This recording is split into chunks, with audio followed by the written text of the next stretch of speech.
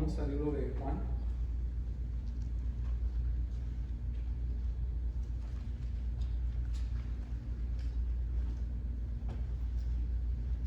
Estamos en el libro de Juan, el capítulo 1, y vamos a continuar del verso 35 al 51.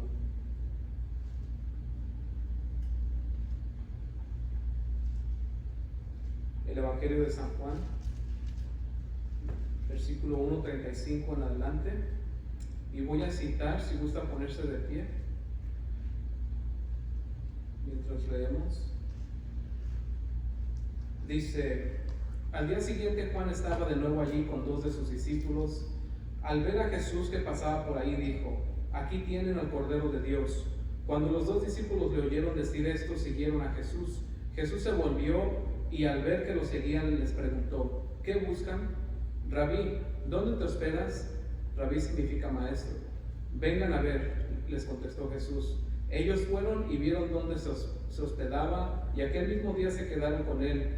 Eran como las 4 de la tarde. Andrés, hermano de Simón Pedro, era uno de los dos que al oír a Juan habían seguido a Jesús. Andrés encontró primero a su hermano Simón y le dijo: hemos encontrado al Mesías, es decir, el Cristo. Luego lo llevó Jesús, quien mirándolo fijamente le dijo: tú eres Simón, hijo de Juan, serás llamado Cefas, es decir, Pedro. Al día siguiente Jesús decidió salir hacia Galilea, se encontró con Felipe y lo llamó: sígueme. Felipe era del pueblo de Betsaida, lo mismo que Andrés y Pedro. Felipe buscó a Natanael y le dijo: hemos encontrado a Jesús de Nazaret, el hijo de José, aquel de quien escribió Moisés en la ley y de quien escribieron los profetas. De Nazaret, replicó Natanael, ¿acaso allí puede salir algo bueno? Ven a ver, le contestó Felipe. Cuando Jesús vio que Natanael se le acercaba, comentó: aquí tienen un verdadero israelita en quien no hay falsedad. ¿De dónde me conoces?, le preguntó Natanael. Antes de que Felipe te llamara, cuando aún estabas bajo la higuera, ya te había visto. Rabí, tú eres el Hijo de Dios, tú eres el Rey de Israel, declaró Natanael. ¿Lo crees porque te dije que te vi cuando estabas debajo de la higuera? Vas a ver aún cosas más grandes que estas. Y añadió: ciertamente les aseguro que ustedes verán abrirse el cielo y a los ángeles de Dios subir y bajar sobre el Hijo del Hombre. Vamos a orar. Padre amado, te damos gracias por tenernos aquí nuevamente, mi Dios. Sin ti, Espíritu Santo, no hay discernimiento, Padre, así que te pido, Espíritu Santo, que seas tú el que traigas la interpretación de las Escrituras, ya que tú eres el autor de ellas. Te pido que, así como has sido autor de este libro, sea tu palabra la que llene nuestras vidas y nuestros corazones, Padre, de entendimiento y de ti, Padre. Te damos gracias. Te pido que tú quites toda humanidad, Señor, y que seas tú, Padre amado, el que hables a tus hijos y a tus hijas aquí presentes y a través de las redes, Padre. Te damos gracias en el nombre de Jesús. Amén. Puedes tomar presión.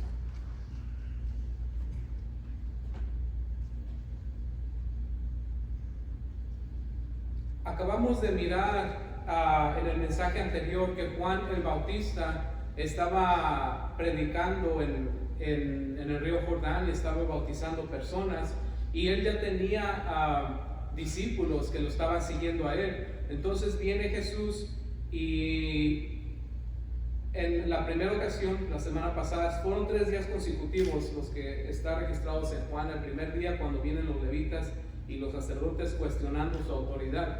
Después tenemos cuando se presenta el Mesías, y después este es el día del que estamos hablando. Juan dice el verso 35: al siguiente día Juan estaba de nuevo allí con 2 de sus discípulos. Esto quiere decir que Juan el Bautista, está hablando de Juan el Bautista, acaba de tener un encuentro glorioso con el Mesías. Multitudes de gente estaban con ellos. Y dice, el siguiente día nada más estaba con 2 de sus discípulos. ¿Qué es lo que nos dice aquí la Escritura?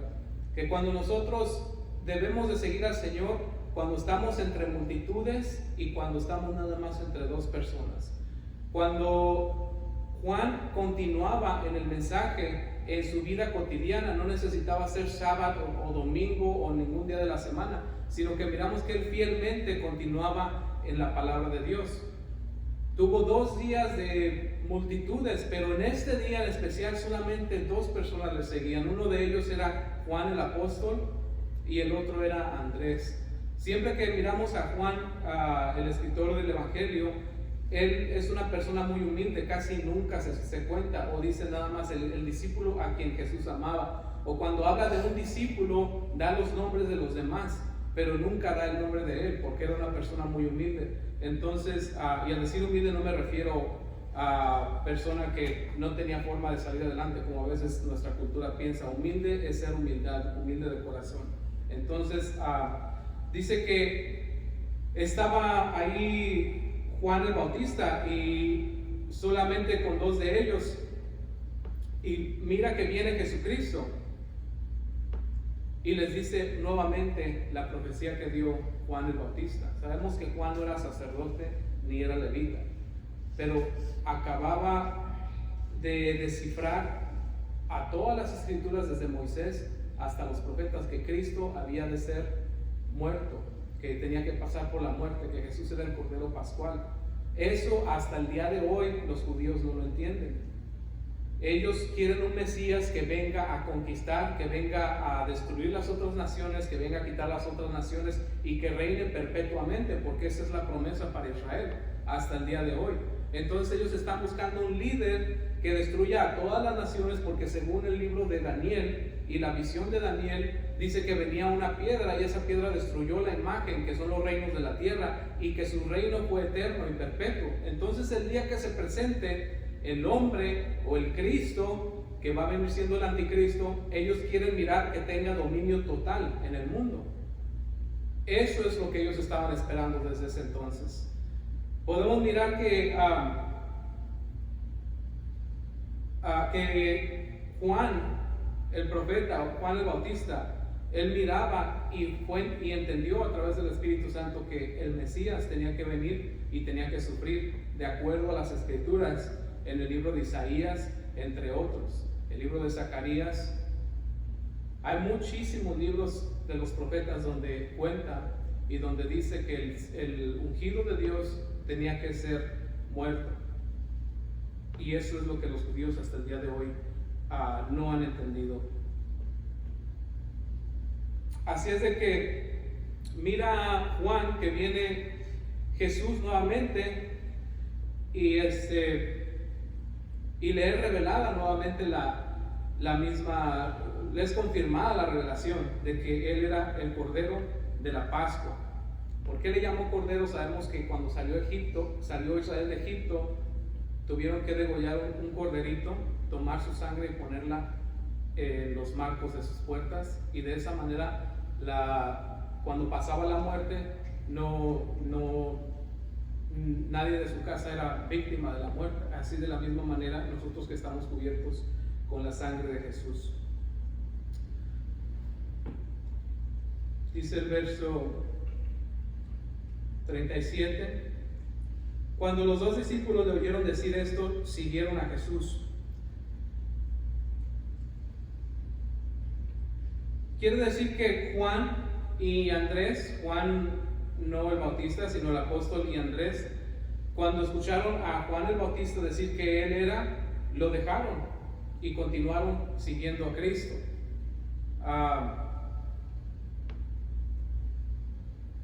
Cristo dice aquí en el verso 38, se volvió y al ver que lo seguían, les preguntó: ¿qué buscan? Jesucristo tal parece que no se había dado cuenta que los 2 discípulos le estaban siguiendo. Estoy seguro que los discípulos tenían cosas que hacer después de 3 días. Me imagino que eran pescadores los 2.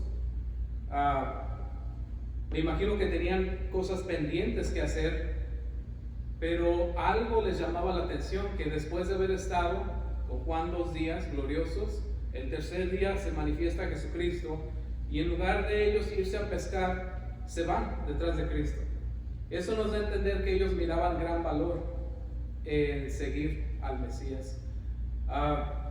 Nosotros estamos a veces, demasiadas veces, muy envueltos en nuestra vida, y es necesario, pero no al nivel en el que en el que todas las cosas que tenemos que hacer tomen prioridad. Siempre tenemos que tener prioridad en nuestra comunión con Dios.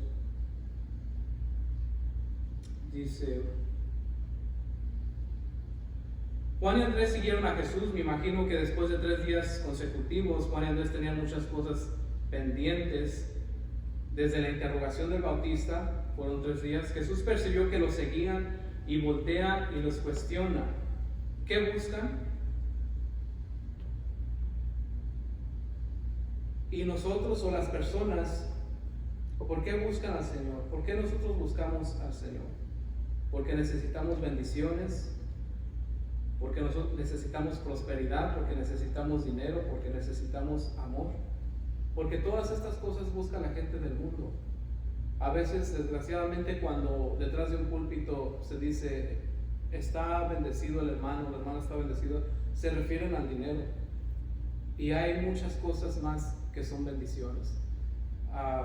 El dinero es parte, pero no es bendición a veces como nosotros nos gustaría interpretar. ¿Cuál es la intención verdadera por la cual podemos seguir al Señor? ¿Por qué buscamos al Señor? Porque necesitamos un buen porvenir, porque necesitamos amor en nuestra vida, porque necesitamos dinero, porque necesitamos una buena posición, o porque necesitamos sanidad, o porque necesitamos dirección, o porque necesitamos comunión. Los últimos 3 son los más correctos. Si quieres encontrar a Dios, a veces la mejor manera de encontrarlo es cuando necesitamos sanidad. Sanidad interna, no tiene que ser física. Cuando necesitamos sanidad, cuando necesitamos dirección, es otra de las formas en la que lo vamos a encontrar. Porque todos necesitamos dirección. Necesitamos dirección en nuestras vidas. A nosotros nos encantaría que Dios tomara el volante en nuestras vidas y abriera y cerrara todas las puertas. Y sí lo hace, pero tenemos a veces nosotros que tomar decisiones y solamente encomendarnos que Él sea el que nos guía. Y sí lo hace. O porque necesitamos comunión. Las personas del mundo no están buscando comunión con Dios. Como hablábamos el servicio pasado, cuando Juan sale a predicarles del arrepentimiento, les dice arrepiéntanse. La gente ahorita no se arrepiente. La gente ahorita está buscando un estilo de vida a como el mundo la da solamente. Estamos entrando en un tiempo que es muy difícil para la iglesia. Por eso es cuando que dice en cierta ocasión Jesucristo, dice, ¿será que cuando venga el Hijo del Hombre haya fe en la tierra? ¿Por qué? Porque ahorita hay múltiples maestros afuera. Dice que en el postrer tiempo se amontonarán, dice, maestros para sus propias concupiscencias, dice, y tendrán comezón de oír. Y ahorita es lo que podemos mirar, miles de fuentes de información, y la gente está amontonada escuchando esa información, y no conforme a la verdad, sino conforme a sus concupiscencias, que son los deseos naturales de la carne. Lo que queremos escuchar, lo que queremos oír, nadie quiere escuchar algo contrario a lo que tú quieres acerca de ti, a lo que tú esperas. Todos están queriendo buscar lo que les conviene a ellos. La verdad no es la verdad de antes, no es la verdad que Dios puso en nuestras conciencias y en nuestros corazones. La verdad ahorita es pragmática, que quiere decir conforme a los resultados que te brinda. La verdad ahorita es relativa allá afuera. La verdad depende de si funciona para ti o no funciona para ti. Porque para nosotros esta es nuestra verdad, dice el mundo. Y para ellos tienen otra verdad. Pero es necesario que la tierra y que el mundo esté así como está ahorita. ¿Por qué? Porque esto es lo que es necesario. Esto que estamos empezando a vivir es tal y como describe el libro del Apocalipsis, la forma en la que la gente de ese tiempo, como ellos se manifiestan ante el mundo.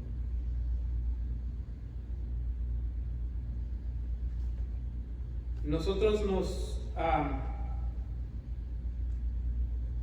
nos sorprenderíamos hace 10 o 20 años atrás con una pandemia como la que vivimos el día de hoy.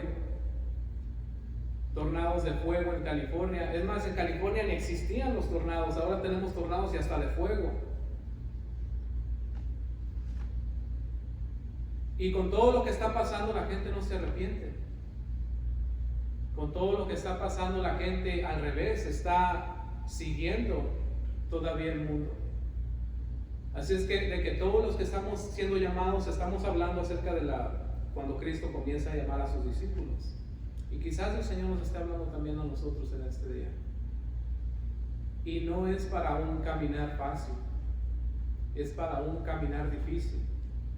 Pero Dios necesita gente el día de hoy, así como la necesitó el día de ayer. Yo pienso que el tiempo de la iglesia, cuando todo era fácil, ya pasó. El evangelio que se vive ahorita de la prosperidad no va a aguantar, no va a durar, porque las cosas no se van a mejorar, van a empeorar. Cuando el mundo empieza a desmoronarse y a levantarse todo tipo de revelación en contra de Dios, todo eso que Dios te va a bendecir y que Dios te va a engrandecer y que Dios te va a multiplicar, se va a terminar, porque no va a pasar nada de eso. Y necesitamos un evangelio verdadero, necesitamos un evangelio que nos enseñe a vivir para Cristo, que nos enseñe a vivir y a servir a Cristo. Y este es el evangelio que tenían y que querían Andrés y Juan. No uno que les iba a dar para el sustento diario, porque si nos damos cuenta, todos los discípulos entregaron bastante. No fue una tarea fácil. En cierta ocasión les pregunta uno de sus discípulos a Jesús que cómo van a recibir la vida eterna, y les dice que entreguen todo, y dice: todo esto lo hemos hecho. Y dice: si pueden beber de la copa que yo bebo. Y dice: podemos. Y dice: ciertamente sí van a beber esa copa. Ahorita no se predica eso. Si te decimos que vas a tener una copa que va a ser fuerte y pesada, la mayoría de la popularidad de Cristo terminó cuando Él empezó a decir palabras fuertes de esa manera. ¿Por qué? Porque siempre estamos buscando lo que es cómodo para nosotros. Así es de que Jesús va caminando y percibe que van dos personas detrás de Él, y va solo, y les dice: ¿qué están buscando? Y Juan y Pedro contestan con otra pregunta, dirigidos por el Espíritu Santo. Fíjense esta pregunta, qué profunda es. Dice: ¿qué buscan? Dice: Rabí, ¿dónde te hospedas? Rabí significa maestro. Desde ahí, nadie podía llamar rabí a alguien a menos que fuera o estuviera dispuesto a someterse a esa persona como maestro. Esa pregunta, si se fijan, los discípulos no le dijeron: Rabí, oye, ¿por qué te sometiste al bautismo de Juan? O Rabí, ¿el bautismo de Juan es del cielo o es de los hombres? No le preguntaron nada de teología, sino que le hicieron una pregunta personal, le hicieron una pregunta de intimidad. ¿En dónde habitas? Todo discípulo verdadero de Jesucristo tiene que saber y tiene que hacer esta pregunta: ¿en dónde habita el Señor? ¿En la soberbia? ¿En la multiplicación de las cosas? ¿En la conformidad? ¿Dónde te hospedas? Pudieron haber preguntado cuál era la diferencia del bautismo de Juan y del bautismo de los sacerdotes, pero quisieron saber dónde habitaban, para ellos también habitar ahí. ¿En dónde habita el Señor? En la justicia, en la integridad, en la verdad, en la humildad, en el quebranto. ¿Dónde encuentras a Jesús? Cuando buscas al Mesías, ¿en dónde lo encuentras? Casi nunca es en la feria, ni en Six Flags, ni en el mall. Casi siempre es en el quebranto, casi siempre es en la justicia, casi siempre es en la honestidad, casi siempre es en la humildad, casi siempre es en la integridad. Y estos discípulos ellos querían saber en dónde habitaba. ¿Qué pregunta tan más grandiosa hicieron ellos? Si yo hubiera estado ahí, no lo hubiera regado, yo hubiera empezado a hablar teología, me hubiera callado de una, yo pienso. Pero estos discípulos estaban interesados en algo personal, en una relación íntima con el rabí.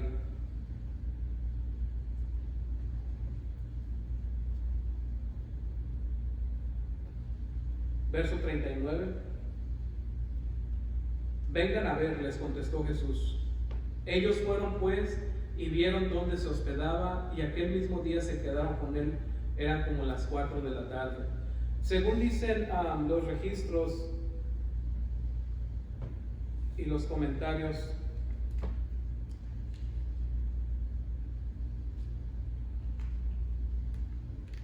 de que, bueno, la hora judía comenzaba a las 6 de la mañana y a las 4 de la tarde ya eran 10 horas.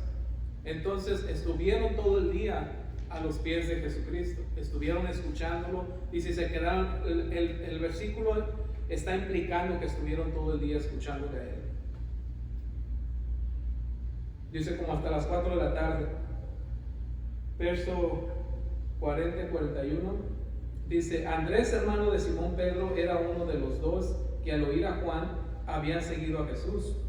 Andrés encontró primero a su hermano Simón y le dijo: hemos encontrado al Mesías, es decir, el Cristo. Andrés, uno de los discípulos de Juan el Bautista, y Juan eran los dos que venían. Me imagino que basado en lo que ya había escuchado de Cristo, encuentra al día siguiente, después de que se quedaron hasta las 4, a Simón, que nosotros conocemos como Pedro. Y le había dicho que habían encontrado al ungido de Dios. Cuando ustedes miran el término Mesías, ese es el término judío para decir el ungido de Dios o el escogido de Dios.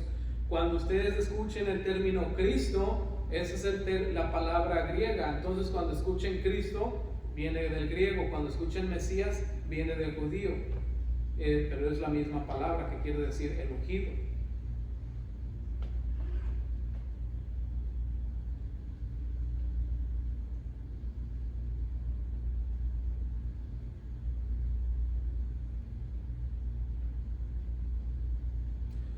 Podemos mirar que ahí, basado en con quien había estado Andrés, lo primero que hizo es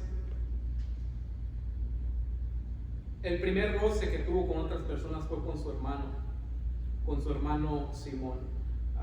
Hay muchísimos comentarios, casi en cualquier lugar cuando lea ese comentario siempre toman a Andrés como una persona evangelista, porque Andrés utiliza cualquier excusa para llevar gente a Jesucristo. Y aquí podemos mirar que llevó a Simón Pedro. Más adelante también, cuando Jesucristo multiplica los panes, es Andrés el que anda buscando a ver quién es el que tiene comida, y encuentra a un niño que tiene dos pescados y 5 panes. Así es de que casi siempre cuando estamos hablando del evangelismo nos acordamos de Andrés, porque Andrés fue una persona que Dios usó para eso. Sin personas como Andrés no hubiera personas como Pedro. Pedro fue, siempre que miren a Pedro en las Escrituras, pónganse ustedes de ejemplo, porque Pedro tiene mucha similaridad a veces a nosotros mismos.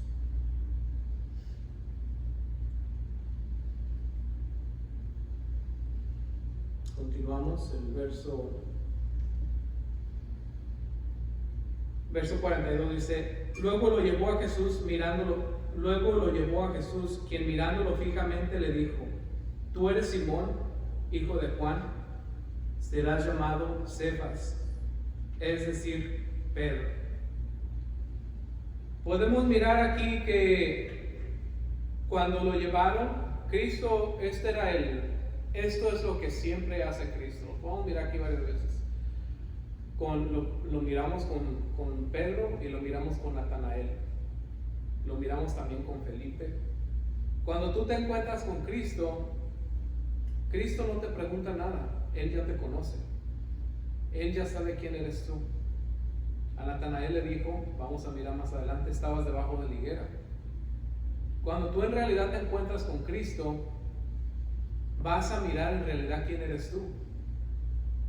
Si no te has encontrado con Cristo, no vas a mirar quién eres tú. Vas a seguir igual que como estabas, con los mismos pensamientos del mundo. Y le dice el Señor, le dice, tú eres Simón Pedro. Y le dice, no nada más es tu nombre, sino que se vuelve personal también. ¿Por qué? Porque conoció a su familia, le dijo, tú eres Simón, hijo de Juan. De Jonás dicen otras traducciones. ¿Por qué Jesús tuvo que implicar que conocía a su familia? Para que supiera que estaba hablando con alguien que era Señor, que era superior, que era Dios. ¿Y qué quiere decir Simón? La tradición judía era llamar a las personas debido a alguna característica que sobresaliera en ellos. Y si los habían nombrado de chicos de una forma, a veces después les cambiaban y les empezaban a decir. Y podemos mirar que Cristo lo hace varias veces. A Juan y Andrés le dice los hijos del trueno. ¿Por qué? A lo mejor por su carácter. Y esto era bien común en la cultura de ellos. Entonces, si miraban a ti que eras una persona muy diligente, que eras una persona muy apta, te iban a poner un apodo o un nombre así. Y así te conocían las personas. Pero el nombre de Simón, yo pienso que era un nombre que no le gustaba a muchas personas, porque el nombre de Simón es arena, quiere decir arena. ¿Y qué es la arena? La arena es inestable. Entonces Jesucristo le dijo, ¿sabes qué? Tú eres inestable y conozco a tu papá también, sé quién eres personalmente. Pero no se queda ahí, porque el Señor nunca se queda ahí. Cuando el Señor te apunta a tus defectos, no lo dice para hacerte así en la cara, para hacerte sentir mal, sino para que reconozcas solamente, y después, ¿qué es lo que hace? Te levanta. Y le dice, tú eres Simón, pero serás llamado Cefas. Cefas quiere decir Pedro. Cefas es el nombre judío para Pedro. Pedro es un nombre griego, quiere decir piedra. Así es de que cuando escuches el nombre Pedro, es un nombre griego. Cuando escuches el nombre Cefas, es un nombre judío. Tú serás llamado una roca. Y le dice, serás llamado, porque aún no, porque venía todavía una trayectoria de falla tras falla y tras falla de Pedro, porque era inestable. Y nosotros muchas veces somos inestables, pero tenemos la promesa de que el Señor, la obra que comenzó en ti, no la va a abandonar, sino que la va a perfeccionar. Y eso es una promesa que nos debe de hacer sentir bien, que no nos va a dejar como estamos nosotros ahorita. ¿Y qué quiere decir Pedro? Una piedra es una cosa sólida, es una cosa fuerte, es materia inconmovible, es materia estable. Ahí en cierta ocasión en los evangelios habla de cuando Jesucristo dice, todo aquel que escucha mis palabras y no las hace, le compara a una persona que edificó su casa sobre la arena. Y vinieron ríos y fuertes vientos y destruyó la casa y su ruina fue total. No sé si han visto, el otro día trabajamos en un lugar y quitamos una sombra y tenía unos pines y estaba entre la tierra. Es bien fácil de mover eso. Me imaginé, no sé si han visto las tents que pone uno. Si pones una tent en la playa y en la arena, de un pelotazo te la vuelan. Pero ¿qué es lo que pasa si la pones en una roca? En primer lugar, no la puedes poner en una roca porque es tan sólida y tan fuerte que ni siquiera puedes penetrarla. Tienes que hacer un agujero y después poner ahí el pin, lo que necesitas. Una vez que esté ahí es imposible. Primero rompes todo antes de que rompas la roca. Y eso dice el Señor, que todo el que escucha sus palabras y las pone por obra, le va a comparar con alguien que edificó su casa sobre una roca. Y cuando vinieron los vientos y los ríos, la casa no cayó, sino que permaneció. Y eso es lo que está diciendo de Pedro. Y ese es también nuestro futuro, la fuerza que tenemos en el Señor. Sabemos que Pedro fue uno de los apóstoles más sólidos, inclusive él fue el que comenzó el día de Pentecostés y se enfrentó a los que mataron a nuestro Señor. Y les dijo: este Cristo que ustedes han matado, que han destruido, el Señor lo ha hecho Señor sobre todas las cosas.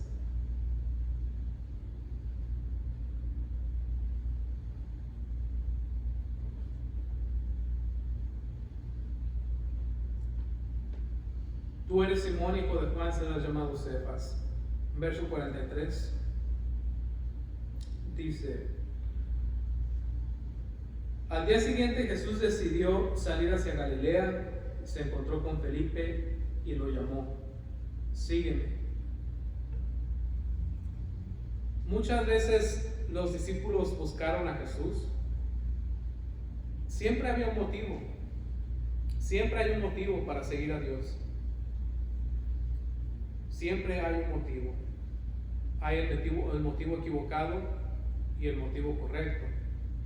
A veces uno, buscándolo por el motivo equivocado, llega a conocerlo y conoce el motivo correcto. Pero hay otras personas que Dios personalmente las llama. Dios personalmente en sus casas, al leer la Escritura, al pasar por acontecimientos de su vida que son quebrantados, Dios mismo los llama, sin necesidad de que nadie de la iglesia les haga una invitación, sin necesidad de que nadie les diga: ven a la iglesia, y ellos lo encuentran. Este fue el caso con Felipe. Jesucristo miró a Felipe y le dijo: sígame. Nosotros podemos tener un encuentro con Jesús simplemente al leer su palabra.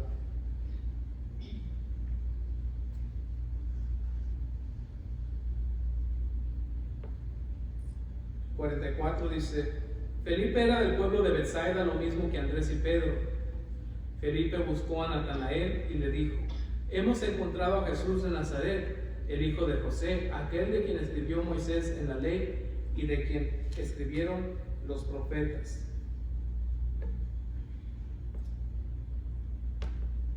Podemos mirar la alegría y el entusiasmo de Felipe.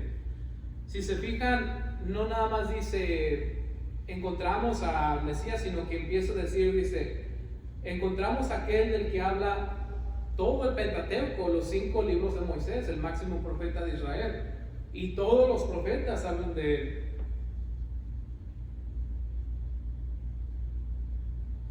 Acababa de decir que algo increíble acaban de encontrar: la cúspide de Israel, el cumplimiento eterno de Israel, que era el Mesías, era algo fantástico para ellos.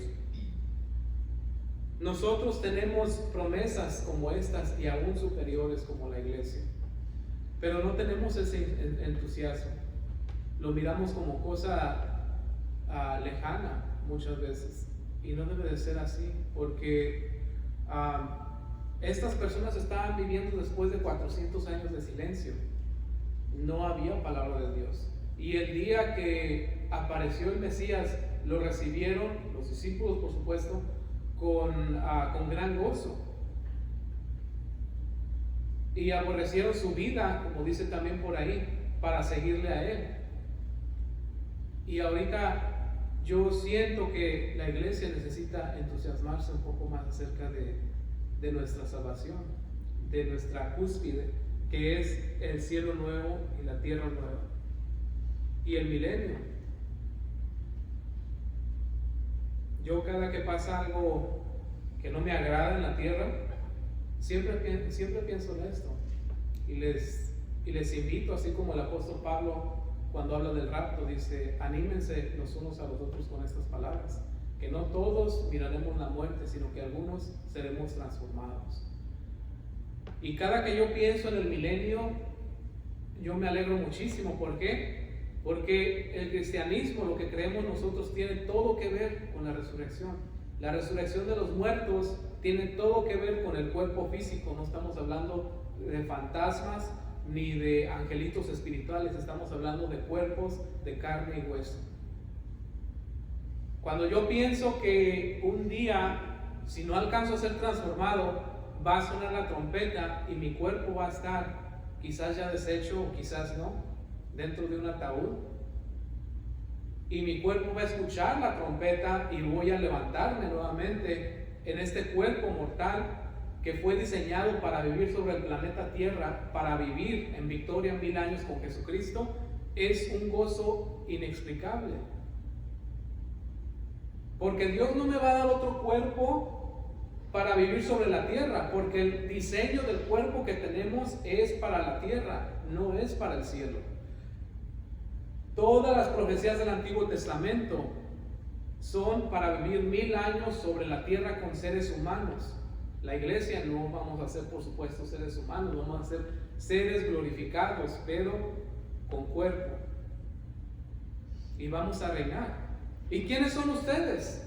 Ustedes son reyes y sacerdotes, nación santa, pueblo adquirido por Dios, dice, para que anuncien las nuevas del Señor. Ese es el trabajo de la iglesia en el tiempo del milenio. Yo le digo a mi esposa, aunque suene religioso, el día que yo muera, y si ustedes están ahí por ahí, les recuerdan, quiero que me entierren y me pongan una Biblia, porque el día que suene la trompeta, quiero que mi cuerpo sienta la Biblia sobre mi pecho y yo me levante listo para enseñar a las naciones todo lo que hicimos aquí, todo lo que es el reino del Mesías.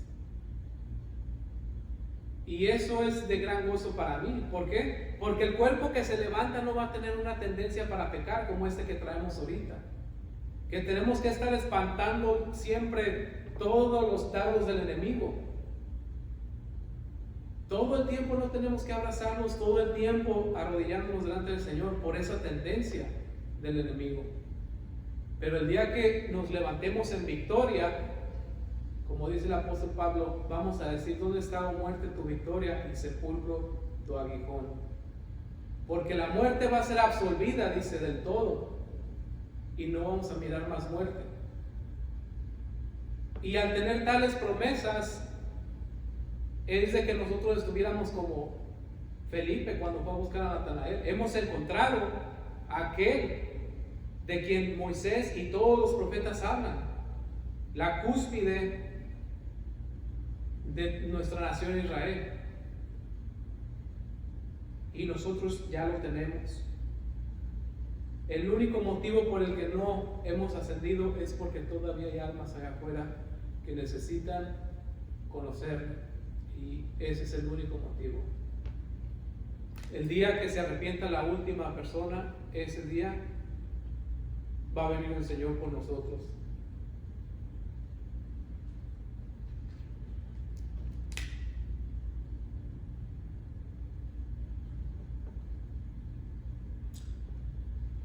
Contesta Natanael 46, dice: de Nazaret, replicó Natanael, ¿acaso de allí puede salir algo bueno?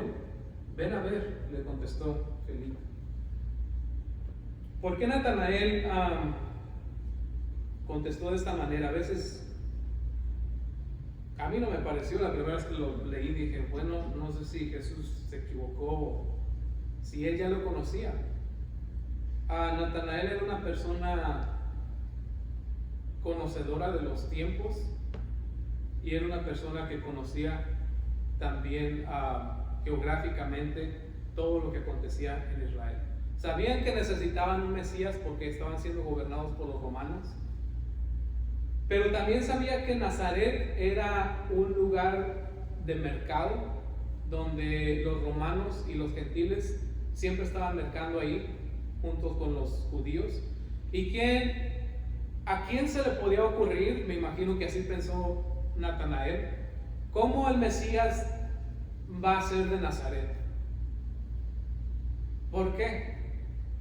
¿Va a salir algo bueno de ahí? Es como hoy en día.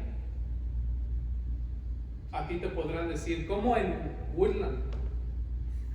Y a través de ti, ¿por qué no en New York? ¿Por qué no en San Francisco? ¿Por qué no en Sacramento? Hay mejores lugares, pero ¿por qué en una se va a predicar la verdad? Solamente Dios sabe cómo hace las cosas y por qué hace las cosas. Y a quién escoge para hacer las cosas también.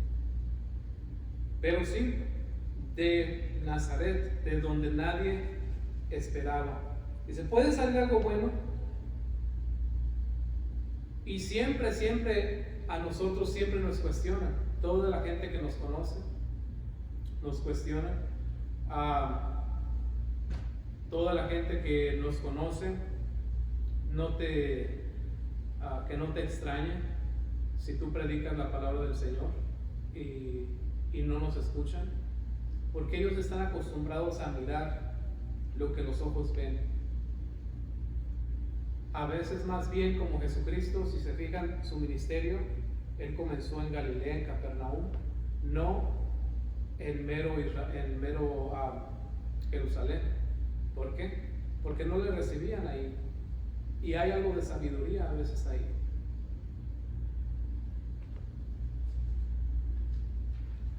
Pero ¿qué fue lo que contestó Felipe? Ven a ver por ti mismo.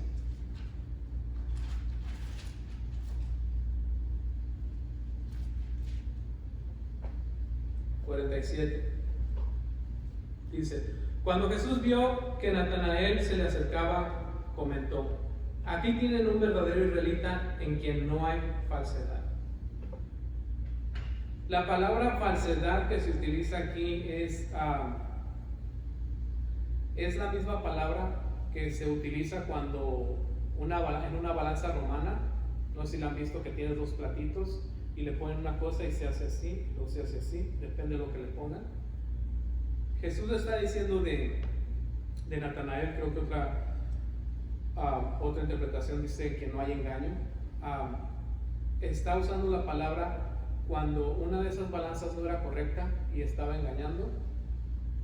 O sea que quiso decir que Natanael tenía integridad, era un hombre íntegro en todo lo que hacía. La honestidad no es suficiente. Honestidad es ser honesto y es decir, sí, la regué. Pero a veces hay personas tan honestas, y me he topado con ellas, que siempre te dicen que la riegan o que no hicieron lo que tenían que hacer. Y es bueno reconocer, pero a veces es mejor la integridad. Integridad con honestidad es superior. Pero siempre queremos la integridad. Todas las personas que son íntegras, es difícil cuando nosotros hemos decidido ser íntegros, dar un paso atrás. ¿Por qué? Porque podemos mirar la falsedad todo el tiempo. Y podemos mirar a veces la falsedad hasta entre los mismos de la iglesia, desafortunadamente. Y no queremos hacer tratos con nadie de la iglesia porque nos vamos a quedar mal. Y no queremos quedar mal. Lo mismo entre familias. Entonces es una grande virtud ser una persona íntegra.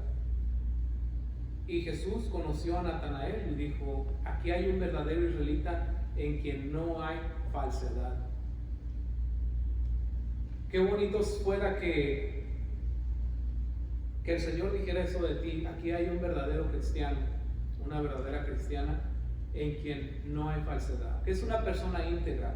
No te está diciendo que no es pecador. Jesús no dijo que no era pecador, solamente que era una persona íntegra, que su sí era sí y su no era no, que era verdadero en sus caminos. Eso es lo que está diciendo de Natanael. Después Natanael contesta en el verso 48, ¿de dónde me conoces?, preguntó Natanael. O sea que él reconoció que sí era una persona íntegra. ¿Por qué? Porque nosotros sabemos cuando somos íntegros y cuando no. Y cuando no somos íntegros nos sentimos como los más grandes perdedores del mundo. ¿Por qué? Porque sabemos hacer el bien y no lo hacemos. Pero hay personas que permanecen violando su conciencia, hasta que se adormecen y viven en mentira. Y a veces están en las iglesias también y por años y nunca cambian, porque están acostumbrados a violar sus conciencias.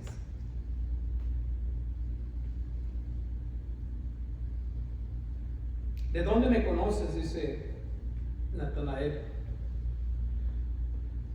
El verso 48, antes de que Felipe te llamara, cuando aún estabas bajo la higuera, ya te había visto. Verso 49, Rabí, tú eres el Hijo de Dios, tú eres el Rey de Israel, declaró Natanael. Qué hermosa declaración. Le dice a Jesucristo aquí nuevamente, ¿se acuerdan lo que le dijo a Pedro? Tú eres Simón, hijo de Juan. A él le dice, ¿sabes qué? Desde antes que te llamara te miré debajo de la higuera. Según la tradición judía, había un dicho de que cuando uno se ponía a estudiar las escrituras y alguien te preguntaba, ¿qué estabas haciendo? El dicho era decir, estaba debajo de la higuera. Sabemos que Natanael literalmente estaba debajo de una higuera. ¿Pero por qué? Porque era la costumbre, quizás irse abajo de las higueras, no sé, pero como el día de hoy se utiliza cuando estudiamos mucho, se está quemando las pestañas, también era el dicho antes, estaba debajo de la higuera cuando estabas estudiando la palabra de Dios. ¿Y cómo Jesucristo no lo iba a ver si estaba estudiando su propia palabra de Él? Siendo Dios mismo, Él ya conocía a Natanael y sabía que había integridad en él y lo miró estudiando la palabra debajo de una higuera, según la tradición. Entonces es por eso que es esta contestación de Natanael, dice, ¿quién más va a saber eso? Dice, ciertamente tú eres el Hijo de Dios y tú eres el Rey de Israel, declaró Natanael. Dice Jesucristo, ¿lo crees porque te dije, te vi cuando estabas debajo de la higuera? Vas a ver cosas más grandes que estas.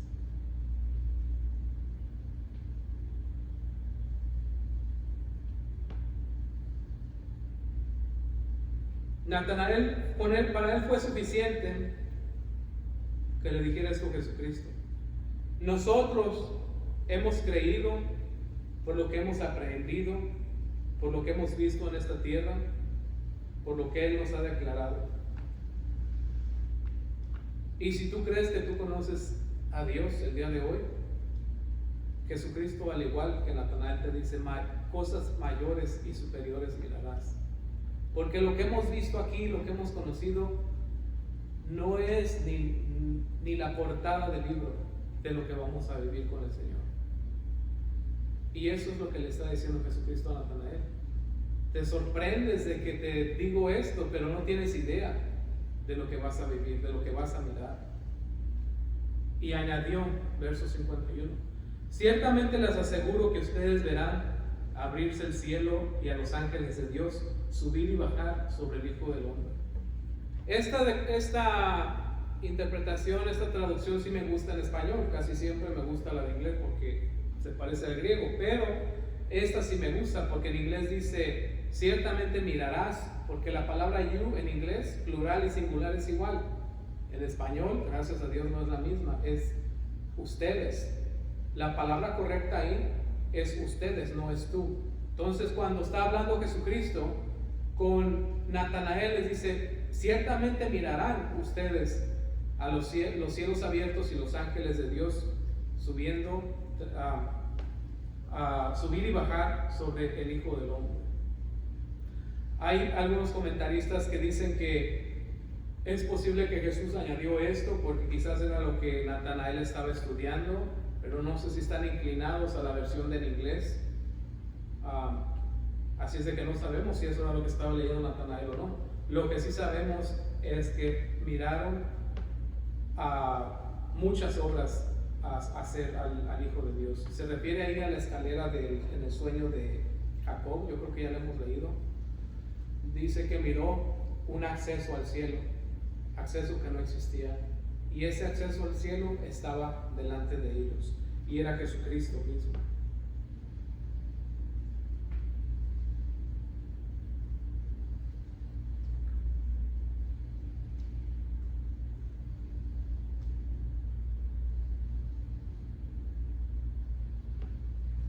Así es de que esto es como Jesucristo llamó a sus discípulos y los conoció, les dio a entender quiénes ellos eran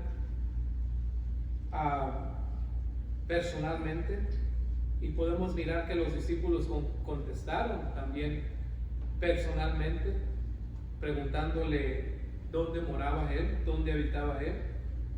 ¿Qué es lo que hacemos cuando Dios nos habla? ¿Qué es lo que hacemos cuando Dios nos llama? ¿Reaccionamos como el mundo? Porque el mundo no hace nada, ni hará nada. De aquí en adelante, todas las generaciones, yo pienso que cada vez va a ser más difícil y más difícil y más difícil. Pero ¿qué es lo que nosotros hacemos? ¿Cómo respondemos? ¿Lo pondremos como algo importante? Como Andrés creyó que era algo importante. ¿Lo miraron como algo superior? Juan lo miró como algo superior. Natanael y todos ellos. Y parece que de hoy que estamos leyendo un libro, pero ese mismo llamado lo tenemos nosotros. Nosotros somos la iglesia. Nosotros no podemos cambiar a nadie, ni podemos forzar a nadie, pero podemos hablar. Eso es lo que podemos hacer. Y podemos ser fieles y conocerle a Él y alegrarnos en Él por lo que tenemos, porque es grande lo que tenemos, no es pequeño. Vamos a orar.